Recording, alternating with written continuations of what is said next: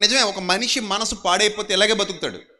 మత పిచ్చోడు అంటారు వాళ్ళని, మత ఉన్మాది అంటారు వాళ్ళని, మత మౌఢ్యం పట్టినవాడు, జాడ్యం కలిగినవాడు అంటారు.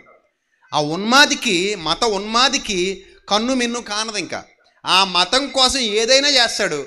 సాటి మనిషిని చంపడానికి కూడా వెనకాడు, సాటి మనిషిని ప్రేమించడు.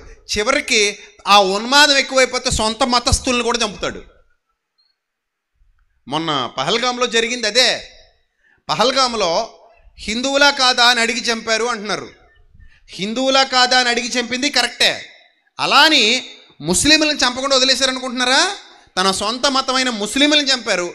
అలాగే ఇతను క్రైస్తవుడు అని తెలిసి క్రైస్తవులను కూడా చంపారు. పహల్గామ్లో, కాశ్మీర్లో హిందువుల్ని చంపారు, ముస్లింల్ని చంపారు, క్రైస్తవుల్ని చంపారు. ఉగ్రవాదులు వాళ్ళు ఏ మతానికి చెందినోళ్ళు కాదు.